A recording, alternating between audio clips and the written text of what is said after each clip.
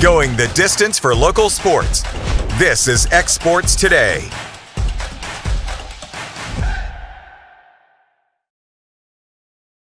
A local law firm respected throughout the state. Generations of clients have turned to Boston, Holt, and Durham since 1948. We assist individuals and businesses with their legal needs, including real estate, property closings, personal injury, employment discrimination, and family law. Our clients get the personal attention and convenience of a hometown law firm with the resources and ability to handle any case. Come see us at Boston, Holt, and Durham.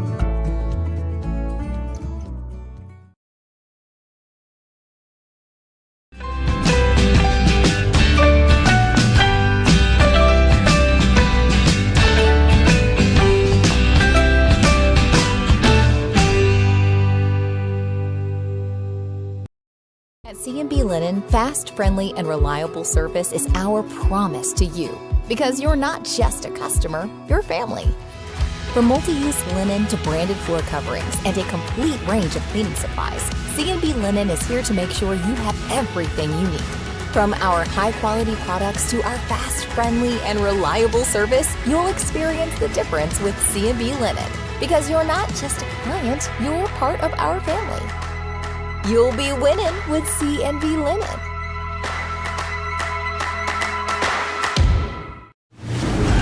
Going the distance for local sports. This is X Sports Today. Welcome everybody to X Sports Today, our only show so far this week. We've been very busy with the Tennessee American Legion State Tournament, and we're going to be busy for several more days, but we're back on here, our lone day of the week. You got Hayden, Burks, Taylor, Plott, and AJ Good. We got someone else joining us here, brand new to the set, Ashley Balch from Bank Independent. Thank you for joining us. Yeah, here. Thanks for having me. This is exciting. Yeah, he loves sports. He's a former sports guy. I want you to introduce yourself and a bit of your background for everybody. Yeah, so I, am a UNA Lion. Yeah. Of course, my first 3 years were 93, 94, and 95, so got a little spoiled with a 41-1 record those 3 years. Kind of really found what I wanted to do with my life. Yeah. In the athletic department at UNA, working in the sports information office for Jeff Hodges, who is a legend in himself, the and GOAT. just such a good guy, and so good to teach and to take student workers and really mold them. Yeah. And so I really found what I wanted to do there, and when I graduated in '97, I went to work at Alabama A&M University for 2 years as the SID, and then in middle of '99, I guess.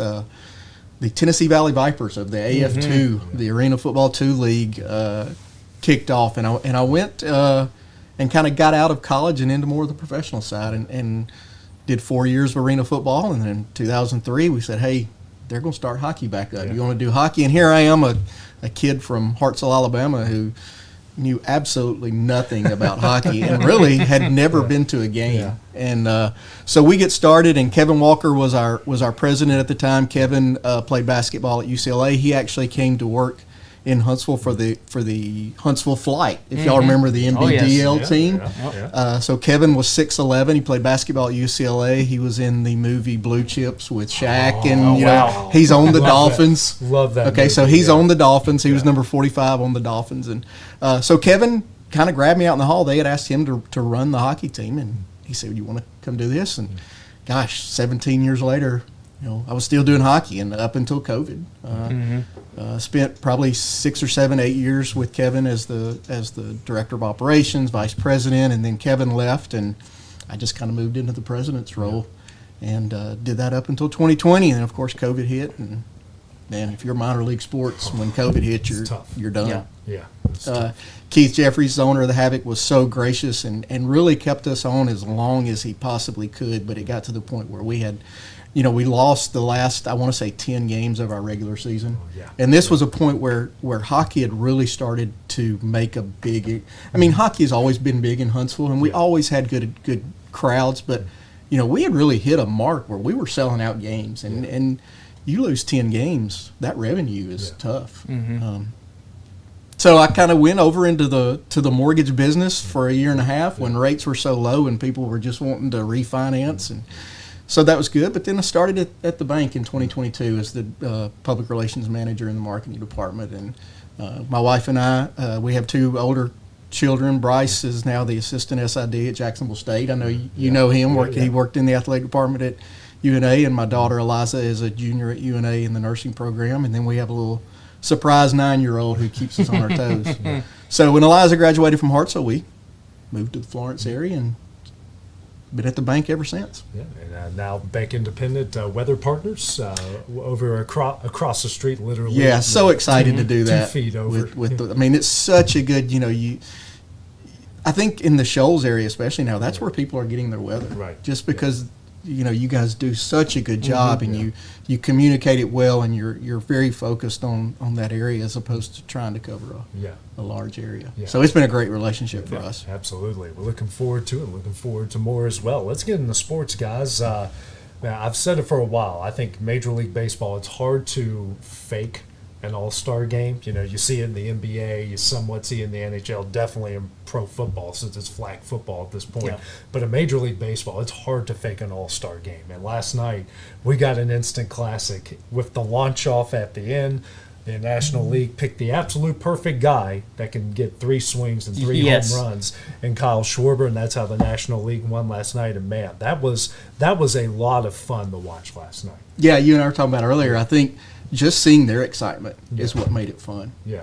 To see that, and I'm sitting there thinking, I'm going and I saw where Diaz gives up the run in the top of the 9th. I'm like, what are they going to do now? I had no idea that this launch off was even a thing, and started research. Okay, what are they going to do if this goes into extra innings? Right. I looked at the National League pitching staff; they had nobody left. I think there were 2 left. Well, they brought Chapman in. Yeah, they brought Chapman in, so I think Hayter was the only one left in the American League bullpen. So I was like, okay, what's going to happen? Then I saw, I think Mark Bowman had posted, here's the rules for overtime. I thought, this is going to be exciting. Yeah. Wasn't this like the first year they did that? First year, and they were able to do it. Because they ran into the problem you was talking about. I think I read where the 2022 collective bargaining agreement is where they put this in place, and then this was the first time it's happened. You run into a pitching thing because everyone, you're not going to throw the starter more than an inning.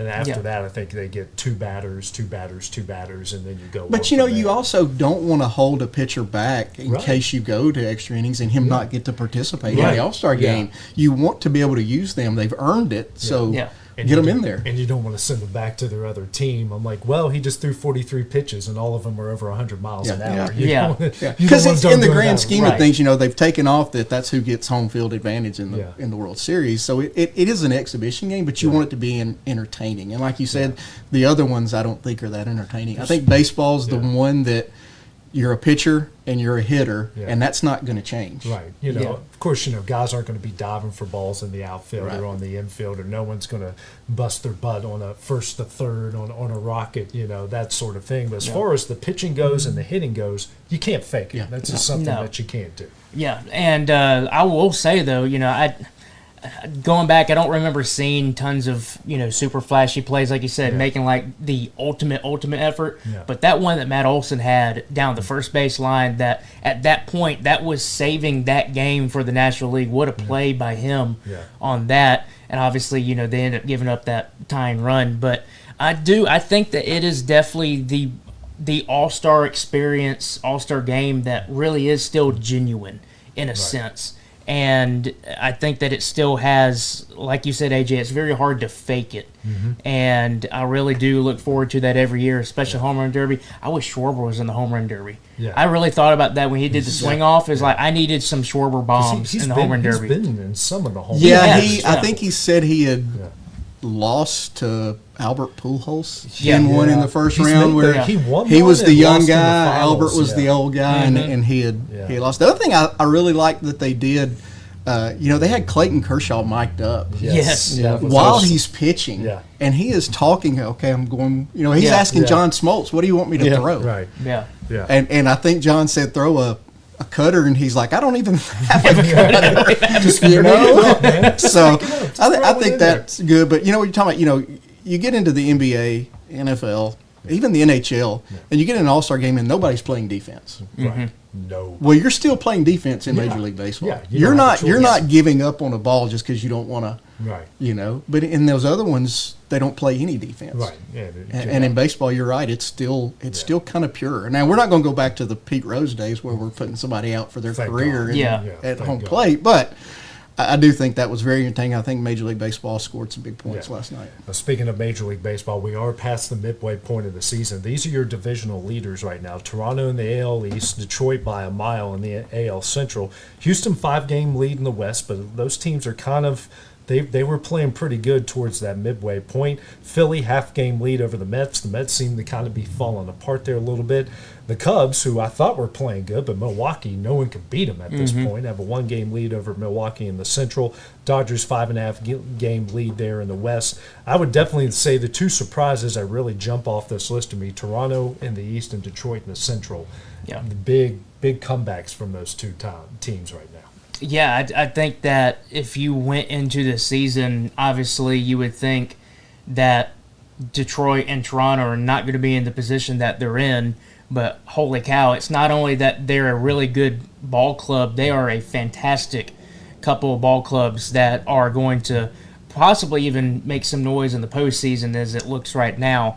But, I'm not – obviously, from a Braves fan perspective, I would have rathered to have the Braves, at least second or leading the NL East. But I'm not shocked to have both the Phillies and the Mets that are up there in contention with that. I feel like that if you looked at the NL East as a whole, obviously Atlanta having the down season they are, you still felt like that was a really good division. That there's a handful of teams, Phillies, Mets, Braves, that could battle for that top spot.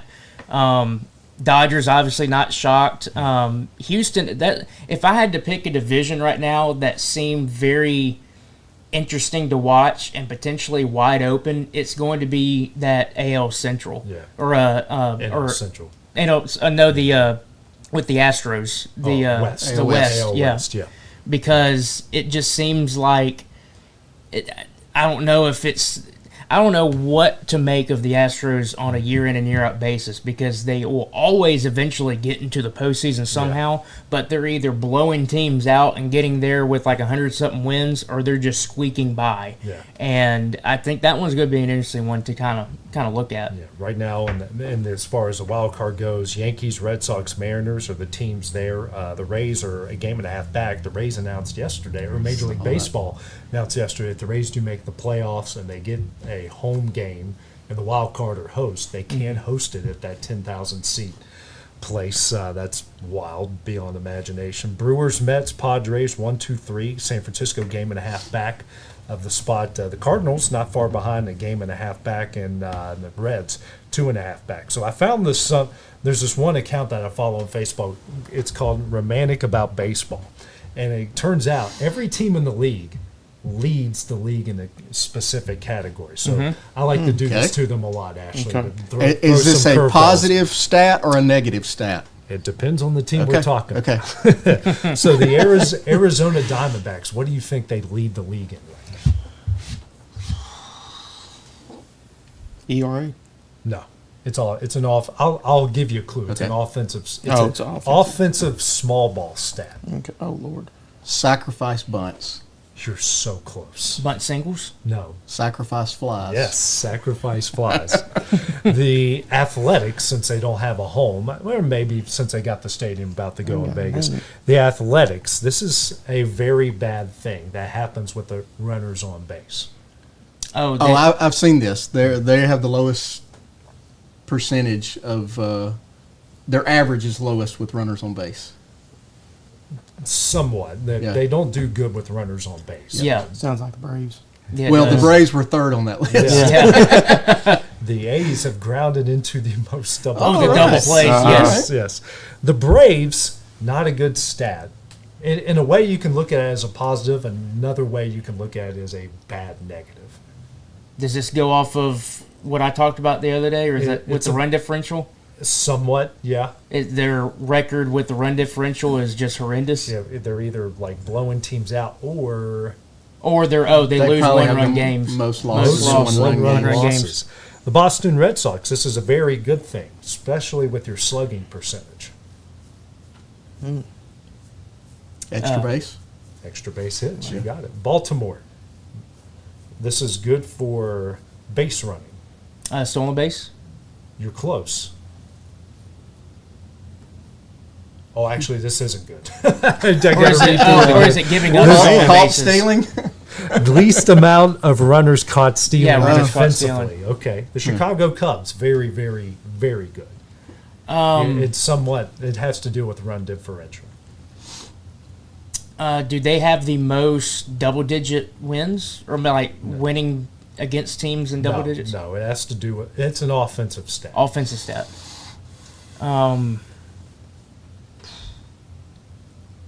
Slugging percentage.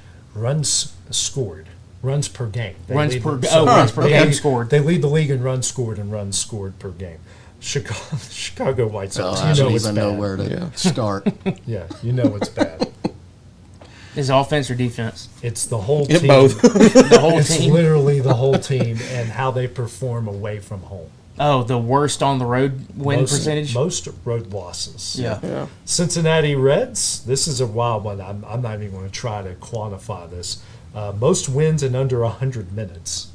I didn't even know that was a stat. What? But it is. Most wins It's kind of in a good 100. thing, though. Yeah, they're going fast. Did they give the number? It doesn't say, no. I'm just reading it off. Okay, this is a good one from Cleveland. For Cleveland, it has to do with the month of June and pitching. Best CRA through month of June. It's too specific. Least amount of home runs allowed in the month of June. Okay. Colorado Rockies. This is they haven't had much go right, but this is really good offensively. Thinking extra base hits offensively. Most triples. Yes, they have a scored good the one. most. I couldn't believe that either. Detroit wins most wins in baseball. The Houston Astros offense, overall offense. It's not batting average. I know. It is batting. Oh, it is. Batting Wow. average. Highest batting average? Yeah. I couldn't believe it. I knew it was. Are they still like beating the mid-pack, garbage maybe. can? Yeah. Jeez. Just asking for a Yeah, friend. yeah. Asking for everybody. Yeah, in really. baseball, right? Kansas City Royals, really good. This is actually good base running from the Kansas City Royals. Most stolen bases. Highest stolen base Highest percentage. percentage. This isn't good from Anaheim. It's about swinging and missing. Oh, It's most. got to be the most Strikeouts. strikeouts. Most strikeouts in the league. The Dodgers, I actually got this wrong. The Cubs average the most runs per game. The Dodgers lead the MLB in runs.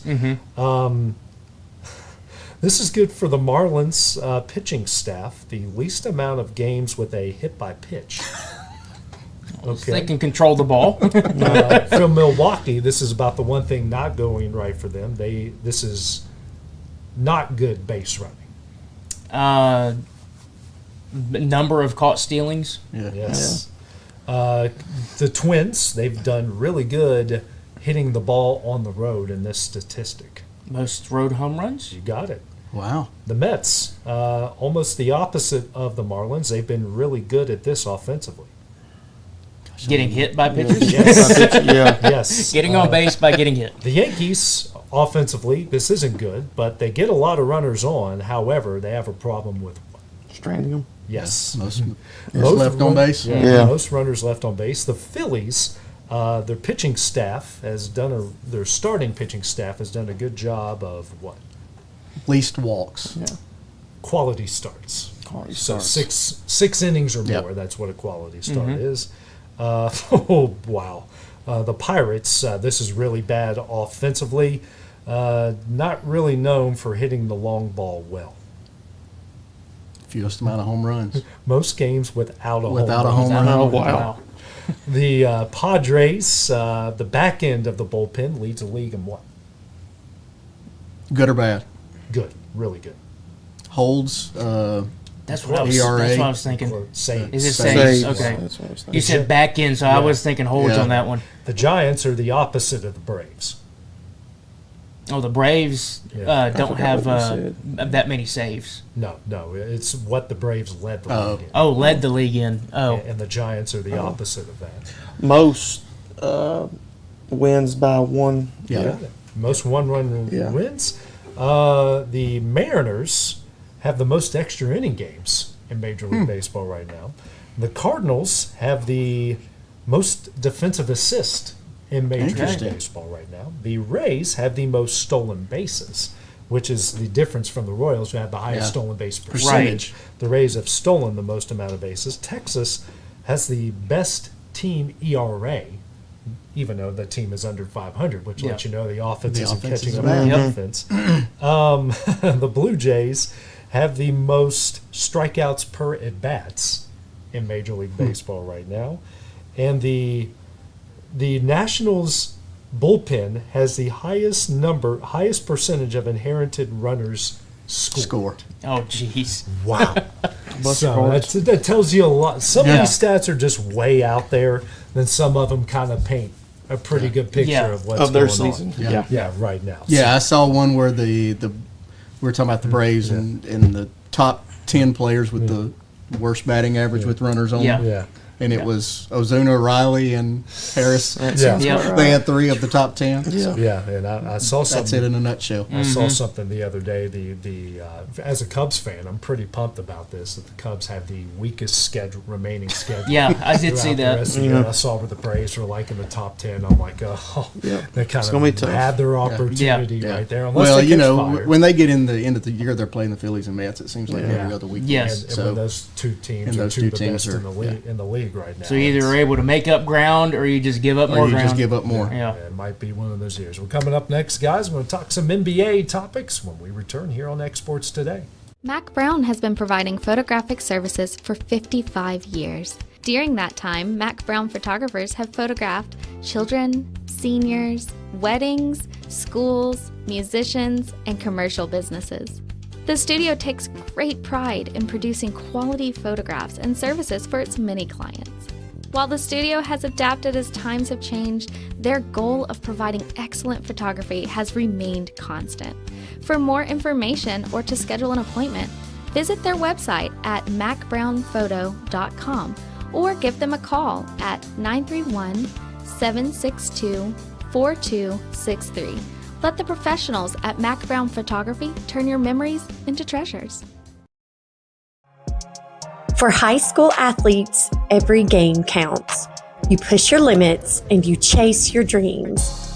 But when injury strikes, you need more than just recovery. At Southern Tennessee Orthopedics, we're here to get you back in the game faster and stronger. From cutting-edge treatments to personalized and compassionate care, we're here for your every move. Our specialized team of experts encompass decades of experience in sports-related injuries.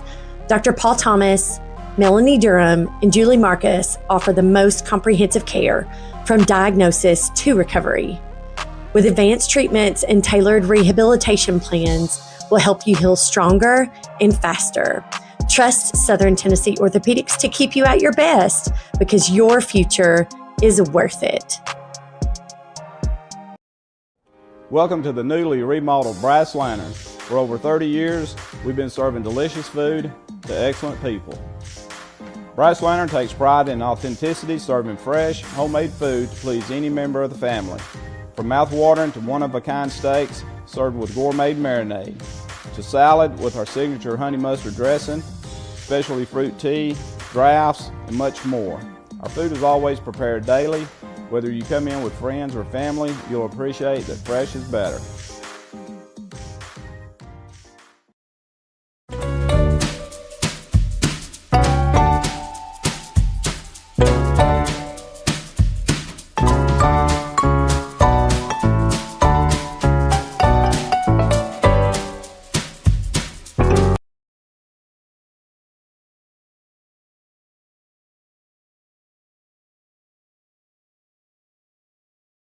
Juarez Tile Pros and Remodeling can help you with all your home remodeling and construction needs. They specialize in custom walk-in showers and floors, and no job is too big for their expert team. Licensed and insured, call Juarez Tile Pros and Remodeling today, located in Lawrenceburg, Tennessee.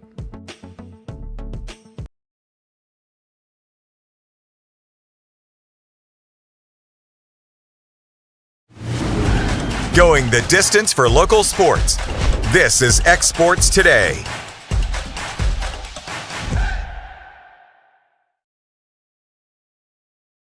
Welcome back to X Sports Today. AJ Good with Hayden. See, now it went over to you. Yeah, you caught it. Yeah, Hayden Burks, Taylor Plott, Ashley Volchin. Ashley, first time on the show, and it's like seamless. It's like, do we really need Michael at this point? I mean, he can just stay. He's in Chicago, isn't he? Yeah, he's in Chicago. He's going to go see the Cubs and the Red I can't beat Sox. that. The Jealous. Friday, right? I think so. Yeah, Yeah, yeah. I'm gonna say his flight took off yesterday after lunch. He's so. a Red Sox fan, but his girlfriend is a Cubs fan from Illinois, so they are going to go see at least one game. Yeah. And I couldn't believe this about him. His first ever major league game was at Wrigley Field. Interesting. God, where do you go from there? Wow. I mean, Fenway. I mean, he's a Red Sox Red Sox fan. fan, he's a Red Sox yeah. Fenway. Then maybe Yankee Stadium, then go to PNC because that. But to me, Yankee Stadium is not Yankee Stadium anymore. No, you know, no, and yeah. and it still, of course, has that aura, but Yeah. you know, it's not the true Yeah. Yankee Yeah. Stadium anymore. I've been there one time for a bowl game. It was the Pinstripe Bowl, Syracuse against West Virginia, while I was working at my first TV station, and it snowed the entire time. So I didn't get the Yankee. Yeah. I was on the field. And Yeah. Yankee Still didn't Stadium. get the I still experience. get the experience. I'm like, God, just get this game over with. Yeah. Just like, quit, Dana, quit throwing the ball. Like, run the clock. This is miserable. Nowadays, they probably would have canceled the game. Yeah. Yeah. the way that goes. Well, guys, I got some NBA news. First one, I think the Phoenix Suns could not wait to offload Bradley Beal. He's agreed to a contract buyout, and that will send him to the LA Clippers for a 2-year. He goes from one of the biggest contracts in basketball to you're basically a Almost minimum player. G League guy. Man, he's fallen. 2-year, $11 million with a player option if he clears waivers. 3-time All-Star at 32. He will be one of the top. No, he won't. It says here one of the top available players in free agency next summer. But so he joins Kawhi Leonard, James Harden, 2 guys that can't stay healthy, and 1 guy that doesn't care. So that's basically An interesting group of guys.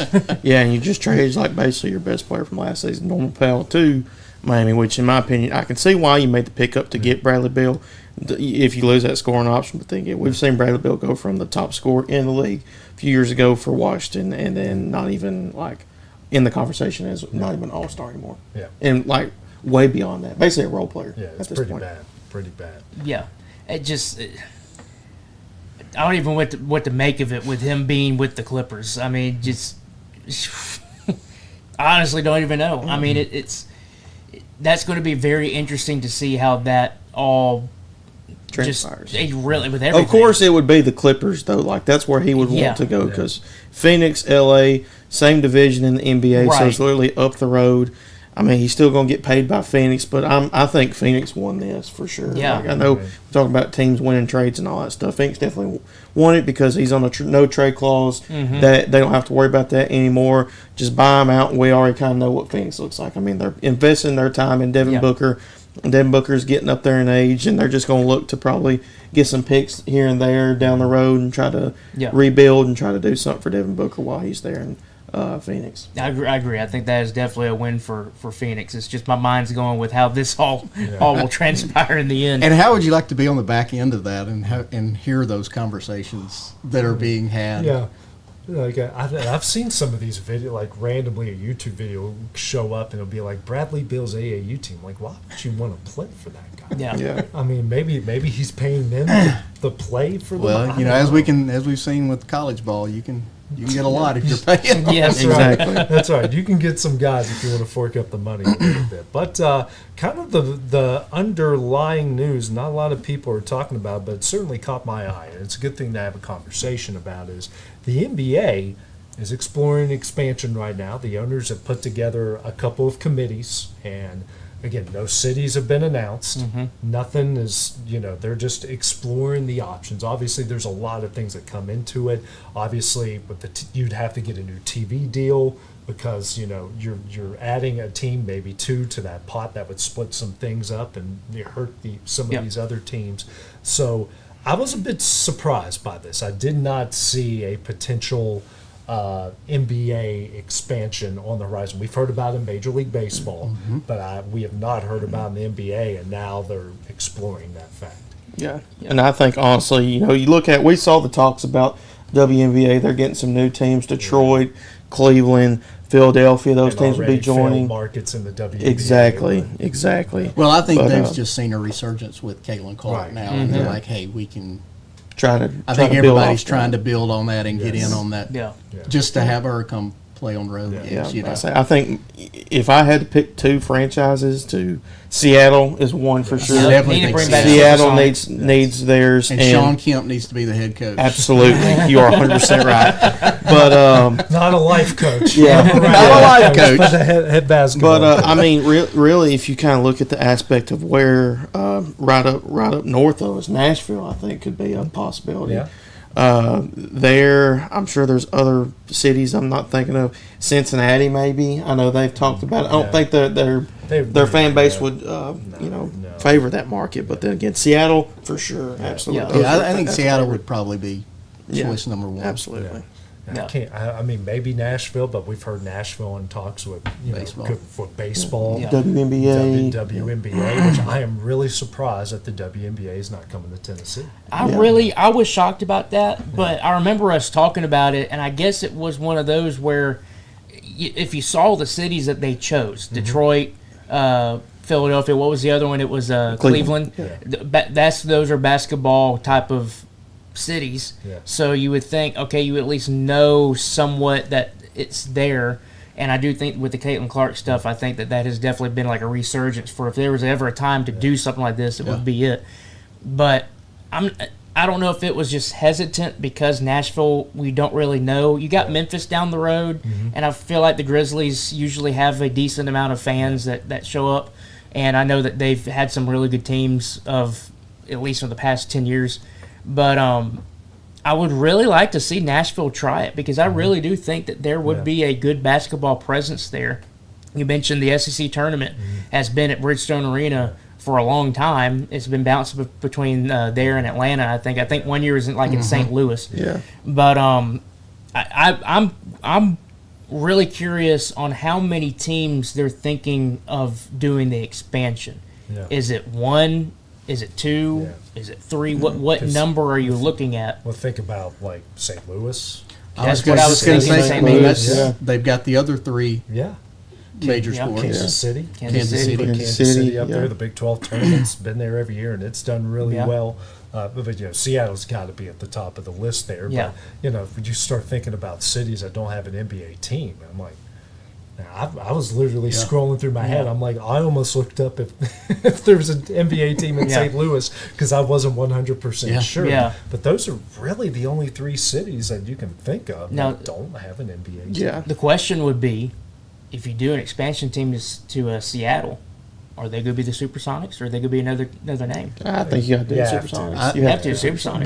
Being somebody who went through this in hockey one time, I think it depends on who owns that name and who owns that logo. Yeah, because they moved to OKC, right? That's who the Thunder is. Oklahoma City, when they purchased or when they acquired Seattle, they may own the intellectual property. Yeah, that's true. I didn't think that name that. and logo. Yeah, that's true. I've never thought. But at least bring them back with the green and that colors and make green colors. And I'm sure that Oklahoma City would sell the rights to if they own it. They may not. It may have expired. I think you have to renew those things because when we became the Huntsville Havoc and we played 1 year as the Channel Cats. And we wanted to continue as Channel Cats, but the guy that owned the name and logo didn't want to participate anymore, and he wouldn't sell us. Yeah. So we had to start over in 2004 as the Havoc. Well, here's another name, too, that I think Vancouver, the Grizzlies. They could, maybe come back. You make a good point there. Because the NHL had multiple Canadian teams. Why, NBA could do that as well. I didn't even think about that. That's a good point to be able to have, because Toronto's the only one right now that's in Canada. Yeah. So I would imagine there will be a basketball footprint that you can have in a Vancouver, maybe in Montreal. I'm thinking of a Montreal as big Las Vegas is another. Las Vegas, as big as basketball has become in France. And there's a lot of French culture in Montreal. So and they've got Montreal may be an option. They've got the biggest arena in the NHL.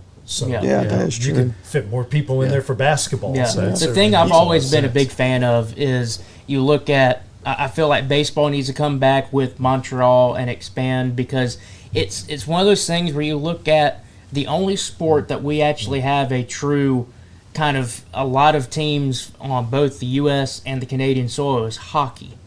And I think that's great to be able to have those two countries that we have. The NHL is U.S. and Canada. Yeah, it's North America. It's North America. Yeah. Right. And I would love to be able to have baseball expand into there, basketball expand into there, have the Canadian teams. I love being able to have that kind of collection of, it's not just the United States, it's also Canada, maybe Mexico too. Look, in 2019, Golden State versus Toronto, that was basically the battle of two different countries. It was. I love that. And I think what else you have to look at is just kind of, as we're talking about this, you look at a Nashville and you want to say an NBA team. Well, Bridgestone Arena is already the busiest arena in the country. Yes. So you're going to put another sport in there that plays at the exact same season as the Predators. I know other arenas have both, but you've got an arena there that is the busiest in the country when it comes to other events outside of sports. So you're really putting a lot on that arena to try and play basketball and which is why hockey. And I heard a conversation on a podcast I listened to about what can the NBA do to kind of curve those low ratings at the start of the year. Of course, they didn't talk about the actual play on the court being the problem. They talked about when it was during football season, at the start of hockey, and when college football is really ramping up, when the NFL is really ramping up, and college basketball has all those tournaments, and the NBA is like 6th, 7th, 8th in everyone's sports minds at that point. They said moving the season up, have it start Christmas Day and end it in July. But my first thought went to exactly when you were. I'm like, how big the summer concert series is to these arenas? Yeah. Or like I was just at WWE SmackDown this past Friday. I mean, at the end of the show, the final match is going on, and there was we literally watched it, a parade of people come walking down. They're moving over. The moment we started heading for the exits, they were tearing that place down for whatever the next event was, which was actually a UFC fight, WWE, TKO. It's the same thing, but well, and I think what you have to think about is when you have hockey and basketball, you've got the ice, right. You've got to cover it, and then put the floor in. There's a lot more into it than when you're converting between those two. The building's got to be at a certain temperature, to make sure the ice doesn't melt under everyone's feet. So they're working overnight. Yes, they well, are. and you got to have that moisture barrier so that the condensation doesn't come up. I think we've seen that in basketball before. I think Boston, where the floor's wet and they can't play. He had it at the BBC that one time with the Rocket City Classic, and it's just one of those where you try your best to prevent it, but sometimes it just it doesn't go right. So there's a lot that goes into it, which is why all of these arenas no, we want Taylor Swift and we want all these big acts to come. We want them Tuesday, Thursday, Saturday, and that's a lot of money because these pro teams, it's fan apathy or fan excitement. If it's great and the Preds are in the Stanley Cup Finals, every game for the next 3 years is going to be sold out. Where the Preds are right now, not everything is going to be sold out. But you're in Nashville and a big hot music act comes in, it's going to sell out. So there's a lot that goes into it. Well, guys, coming up next, CBS Sports released their all-century team as we've now reached the quarter century from 2000 to 2025. We'll take a look and examine that list when we return.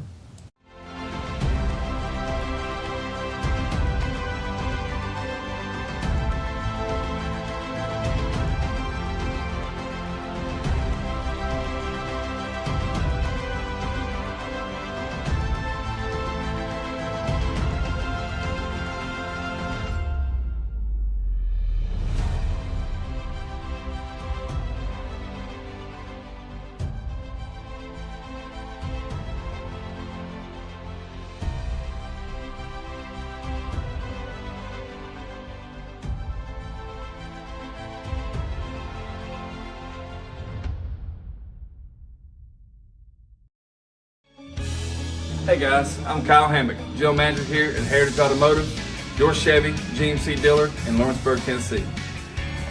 I'm from Marshall County, Tennessee, where I went to Cornersville High School. I attended Cumberland University. After Cumberland, I went into the United States Marine Corps to serve the country. After that, I went right back into the car business. I'm very familiar with the car business. I have been around the car business pretty much my entire life. And my commitment to you is to ensure the most competitive new and used vehicle pricing on the market, as well as the best service around. Well, we'll treat you like family here at Heritage Automotive in Lawrenceburg, Tennessee.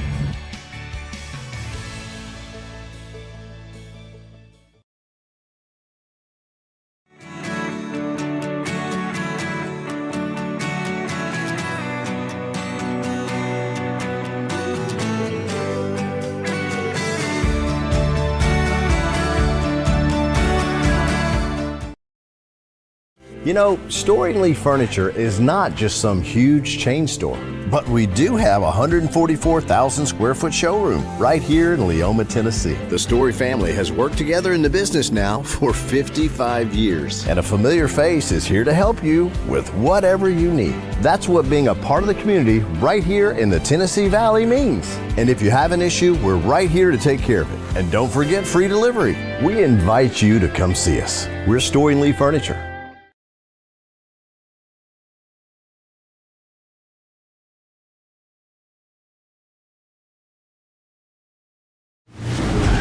Going the distance for local sports. This is X Sports Today.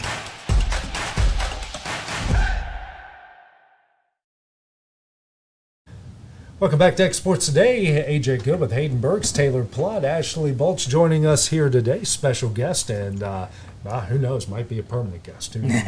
He's doing a great job. My phone is always turned on. So. We're going to take a look at the CBS Sports released the All-Century team from 2000 to 2025. We'll start with offense. These are some of the guys they left off the list offensively. Aaron Rodgers, Drew Brees, and Ben Roethlisberger at quarterback. Okay. So how many are they putting? How many quarterbacks are they putting on the real list? They put three. Okay. Three. So how they've done it is starters depending on the position, and then the reserves. Okay. So these are the guys that didn't even make the reserves. Yeah. Okay. Running back Frank Gore, Edgerrin James, receiver Antonio Brown and Julio Jones. Your tight ends Jason Witten and Antonio Gaines. So these are still honorable mention? Yeah, these are. I'm about to say Antonio Gaines is two whack jobs. Yeah, really. Antonio Gaines is really. Yeah, that's a big one right there for me. I'm like, man, I haven't even looked at the. I'm literally just looking at this list with you guys. All right, it's your quarterbacks. Your reserves are Patrick Mahomes and Peyton Manning. Your starter is Tom Brady. Yeah, the GOAT. It's kind of hard to argue with that. Yeah, that's a good list. Yeah, I like that. Even though I think, we're in Tennessee, or at least we're in the South, and I think most SEC people go, Peyton Manning's the greatest ever. I mean, I'm married into a Tennessee family, and they hate Tom Brady. No matter how. But you can't argue with the guy. Exactly. I'm the same way, but I can't argue. Look at it objectively, then you do have on those orange glasses. If I want some alone time in my house, I just start talking about how great Tom Brady is. Let her get mad at you. It normally works really well. Send you to your room. She'll get really mad if I start telling our son to say that. But at running back, your backups are Derrick Henry and Adrian Peterson. Okay. Adrian Peterson, okay. Your starter is LaDainian Tomlinson. I could get behind that. I would flip LT and ADP. I could see that. Two. Yeah. And you can even make an argument for Derrick Henry to be your starting running back. Looking at those three, I really think you could do with either one. I mean, I'm fine with the way it is right now. I could also do the flip that you mentioned or put Derrick Henry up there. I just think LaDainian brought so much more That's true. than just turn around and hand the ball off. Because Peterson didn't work out in New Orleans because they wanted him to catch the ball because they run more screens than anyone else. I think just LaDainian kind of really kick-started what the new NFL running back looks like he can be. Mm-hmm. He won me over. Okay, there we go.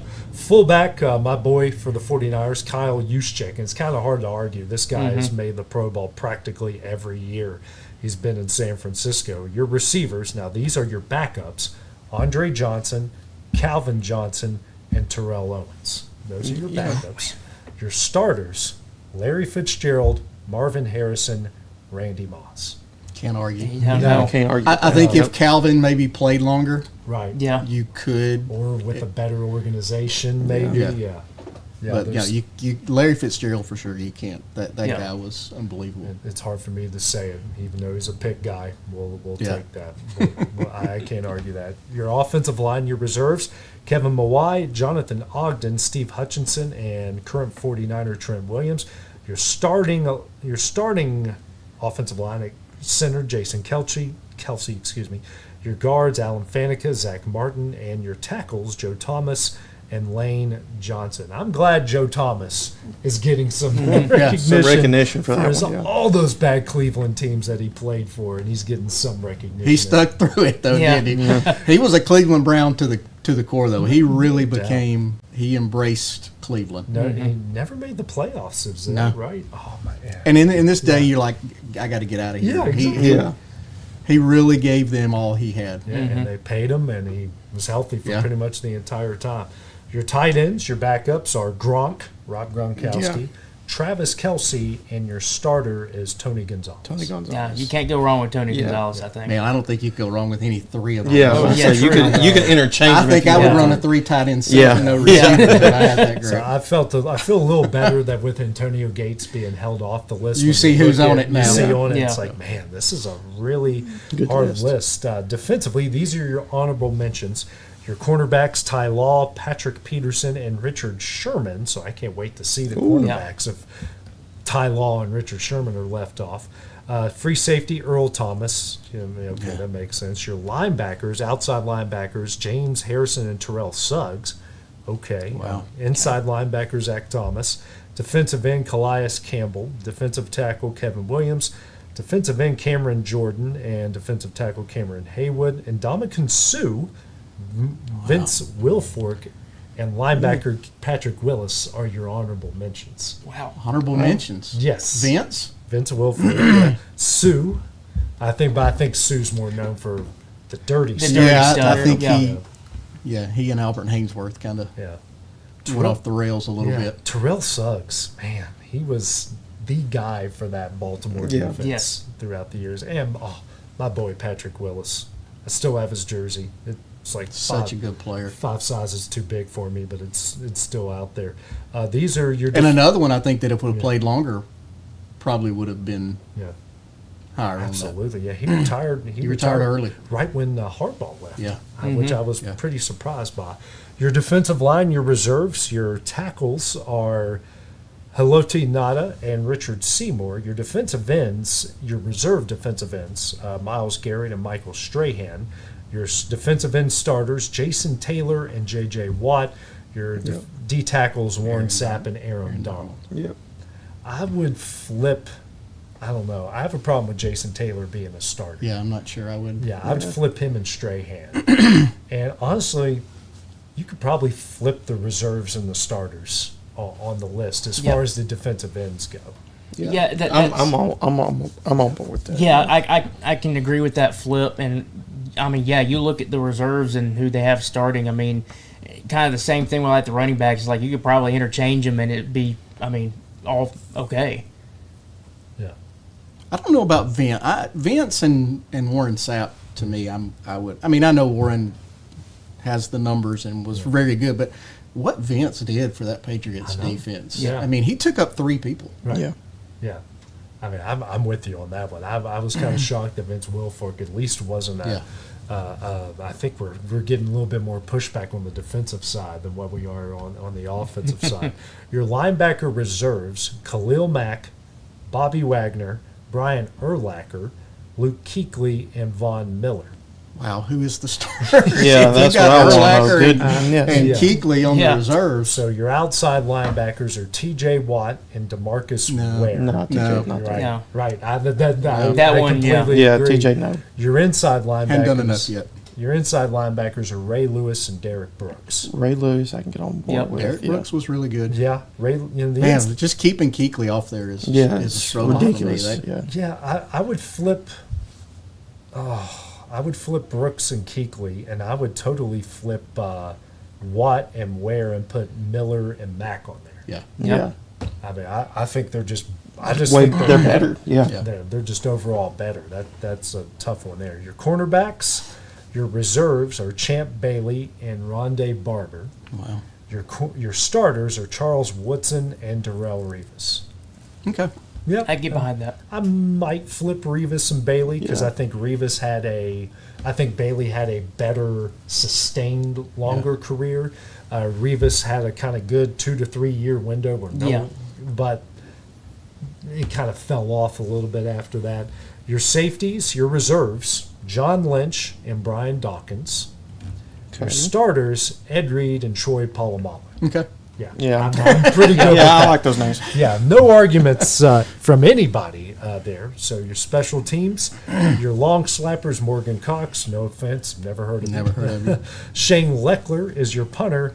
And, of course, Adam Vinatieri. Yep. Got to be the kicker. Yep. Yeah. Didn't say who the head coach is, which probably Belichick. Belichick. Pre-girlfriend. Pre-girlfriend Pre-divorce Belichick. But just kind of overall thoughts there on. I think offense, they pretty much got it right. Yeah, I feel like I could take the offense the way it is. Defense, I do think that there needs to be a little bit of changes. Yeah. But I would say, looking at who they picked to be the reserves and the starters, I'm not mad about it at all. I mean, I do think there were probably some honorable mentions that needed to be bumped up, but I'm not disappointed with who they had. Yeah, I'm with you. I think our mentions, I look at the names that you listed off, I'm like, wow, okay, who are the guys that are reserves and starters? And offensively, I can get behind most of it. That, like you said, there might be some things I might interchange, but defensively, other than T.J. Watt, I think most of it's pretty good. Like like you said, I probably switched up a little bit, but other than the T.J. Watt, I'm good with that list. I think offense is easy because it's defined. You see numbers, you see stats, you can see Tom Brady throwing the most.